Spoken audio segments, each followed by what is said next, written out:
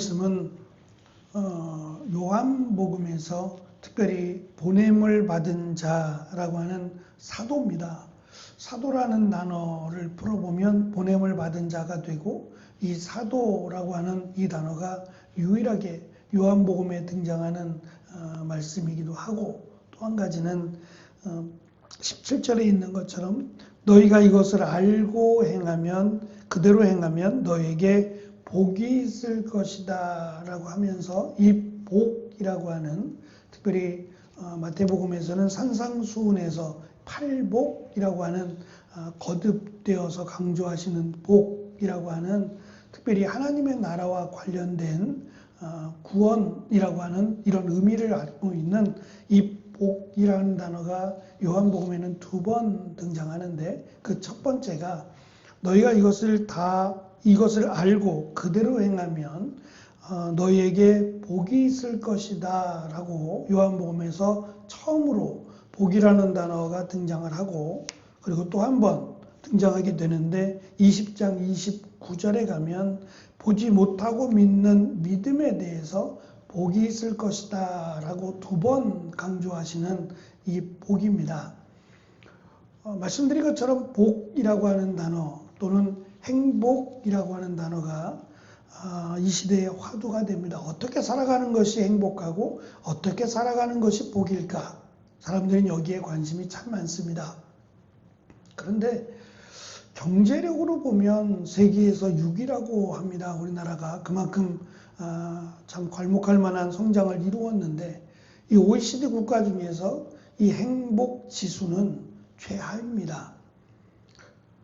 공산국가나 이런 사회적인 국가를 제외하면 거의 끝이라고 봐도 됩니다. 세계 6위인데요. 어떻게 행복이라는 단어만 나오면 우리는 마치 행복하지 않은 나라가 되어버려서 행복하지 않은 나라란 얘기입니다. 왜 이렇게 행복지수가 낮을까? 이 만족지수 또는 행복지수에 문제가 있습니다. 작아도 또는 불편해도 행복할 수 있어야 되는데 우리는 행복하지 않다고 여기는 겁니다. 내가 만족하고 내가 원하는 뜻이 이루어져야만 행복하다라고 하는 행복의 정의가 문제라고 할 수 있을 겁니다. 그런 면에서 보면 오늘 말씀은 행복하고 전혀 거리가 먼 말씀입니다.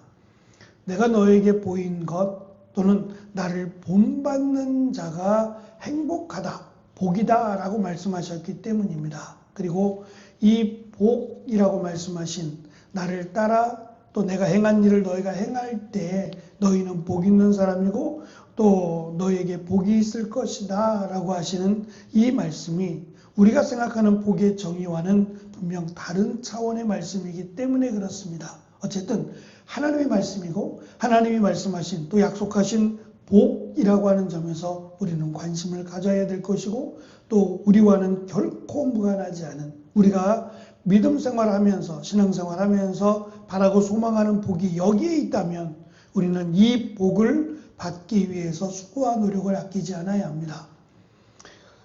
이 지금 세족식이라고 불려지는 예수님이 제자들의 발을 씻기셨어요. 그때 베드로가 어떻게 스승이신 선생님이신 예수님이 제자들인 우리의 발을 씻길 수 있습니까? 라고 거절합니다. 어찌 보면은 도덕적으로 보면 옳은 것 같고 베드로가 잘한 것 같습니다. 그러면 예수님이 베드로에 대해서 역시 베드로다 라고 하며 칭찬하셔야 되는 것이 마땅한데, 그렇지 않고 베드로가 코드를 잘 못 읽는 것 같아요. 꾸짖으셨어요. 내가 너의 발을 씻기지 않으면 너는 나와 상관이 없다. 이 말씀은 베드로에게는 충격적입니다. 너와 나와는 더 이상 관련이 없다는 얘기예요. 예수님을 따르고 믿으면 예수님께서 우리에게 말씀하신 복을 주실 것이다 라고 생각했고, 이 복은 뭐 누구나 다름없이 부와 명예입니다. 예수님께서 행하신 귀신을 쫓아내거나 병자를 고치거나 하는 놀라운 능력을 제자들이니까 당연히 물려받을 거라고 생각했고, 심지어는 그것이 아닐지라도 하나님께서 우리에게 복을 주실 것이다 라고 기대를 했는데, 너와 나와는 상관이 없다. 그럼 이 복을 받지 못할 것이다 라고 하는 내용입니다. 화들짝 놀라면서 그러면 내 몸도 씻겨달라고 이야기합니다. 그때 이미 목욕한 사람은 발밖에 씻을 것이 없다 그랬어요. 이미 이 깨끗하게 씻긴다라고 하는 의미는 회개에 대한 의미입니다. 정결함에 대한 이야기고 거룩함에 대한 이야기입니다. 예수 그리스도를 믿음으로 거룩하게 된 사람은 목욕이라고 하는 것을 또다시 할 필요는 없다는 거죠. 그러면서 하신 말씀은 이제 발만 씻으면 된다라고 하는 의미 있는 말씀입니다. 크게 두 가지라고 볼 수 있습니다. 발을 씻기셨다라고 하는 것은 예수님께서 보여주신 겸손과 섬김의 내용입니다. 낮아지란 얘기입니다. 그래서 보냄을 받은 자, 하나님께서 우리를 보내셨고 하나님의 일을 감당하는 자는 예수님을 본받는 자가 되라는 말씀에서 비추어 볼 때 겸손과 섬김입니다. 이번에 크게 화두가 되었던 박영선 목사님 사건은 결말이 났습니다. 그 결말이란 40억을 이야기하고 했지만 교회의 결정 어떻게 해서 이런 결정을 내렸는지는 모르겠지만 교회의 결정은 그냥 자리에서 물러나시는 겁니다. 그래서 더 이상 남포교회의 박영선 목사님은 계시지 못하게 되었습니다. 원로 목사님인 건 맞지만 원로 목사님으로 그 교회에 남아서 계속해서 말씀도 전하고 했었는데 그것도 이제는 더 이상 허락되지 않는 겁니다. 더 이상 남포교회에 적을 둘 수 없다라고 하는 것이 결론이고, 두 번째는 아무것도 받지 못한다는 게 결론입니다. 무엇보다 중요한 것은 참 안타까운 점인데 박영선 목사님의 그 아들이 교계에 알려진 바에 의하면 망난이라는 점이에요. 청년들과 함께 수련회 갔다가 거기서 술을 먹었어요. 그것은 한 예에 불과합니다. 이 부분이 제일 아쉽기도 합니다. 아버지보다 나아야 되는데 그렇지 못하고 아버지의 오히려 이름을 무색해 하는 그런 안타까운 점들이 있어 왔습니다. 근데 어찌되었든 간에 어떠한 결정을 할 수밖에 없었던 여러 가지 사건들이 있었겠지만 오늘 말씀에 비추어 보면 보냄을 받은 자, 하나님으로부터 보냄을 받은 자라면 예수님처럼 자신을 낮추고 겸손해야 된다라고 하는 것이 성경이라고 하는 것을, 예수님의 말씀이라고 하는 것을 잊지 말아야 할 것입니다. 그래서 하나님의 일 맡은 자로 겸손해야 된다라고 하는 것을 예수님이 복 있는 사람과 연결하셨다는 점, 이것이 복 받는 것이다, 이것이 하늘의 복이 임할 것이다 라고 하는 말씀을 우리가 기억하고 겸손해야 된다라고 하는 말씀을 강조하고 있고, 또 한 가지는 말씀드린 이 지금 세족식 이 자리가 마태마가 누가복음에서는 성찬식 자리입니다.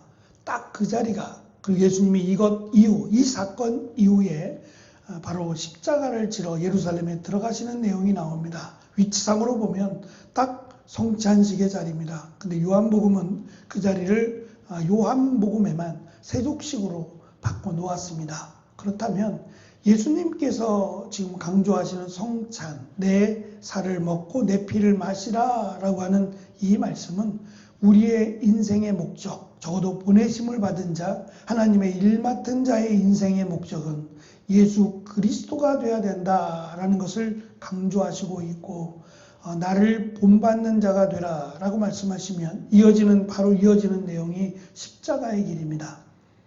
죽기까지 주를 위해 살고 주를 위해 죽으라는 말씀이에요. 그래서 발을 씻긴다라고 하는 의미가 앞에 있는 사건, 예수님 발에 향유를 붓고 그 머리칼로 예수님의 발을 씻겼을 때 이 여인은 내 죽음을 준비했다라고 말씀하신 그 내용을 참고해 볼 때 발을 씻겼다라고 하는 것은 죽었다는 얘기입니다.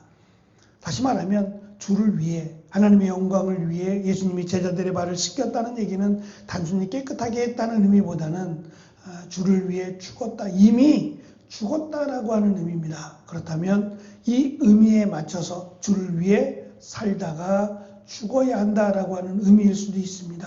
헌신에 대한 말씀이기도 합니다. 그래서 나를 본받는 자가 되라는 겸손과 또 죽기까지 헌신하라라고 하는 말씀이 곧 하늘에서는 하나님으로부터는 복을 받을 자라고 하는 것을 우리에게 강조해 주고 있습니다. 특별히 예수님의 공생애 속에서 예수님과 함께했던 예수님을 따랐던 제자들 가운데 가룟 유다와 같은 배신자가 있었습니다. 예수님을 팔았죠. 그럼에도 예수님은 그의 입을 맞춰 주셨습니다.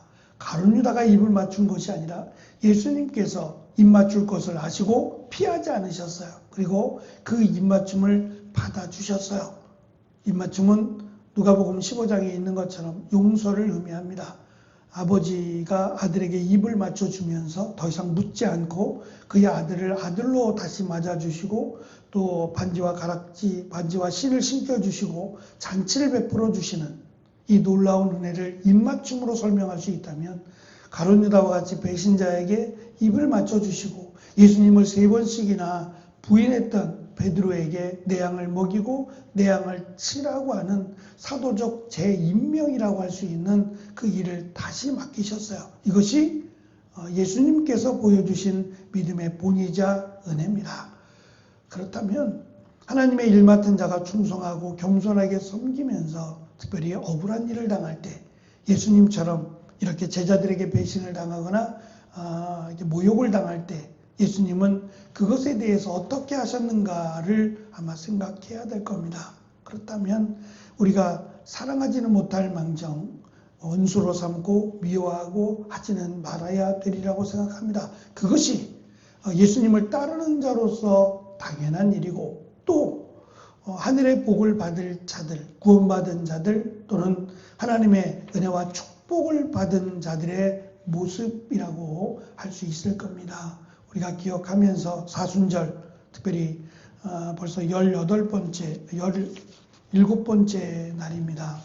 이 사순절을 보내면서 우리가 예수님을 본받는 자, 특히 겸손하고 헌신하겠다라고 하는 이 마음이 흔들리지 않고 끝까지 우리를 부르시는 그날까지 이 부르심에 합당한 예수님께서 원하시는 귀한 믿음의 길을 걸어가는 저와 여러분이 되기를 축원합니다. 기도하겠습니다.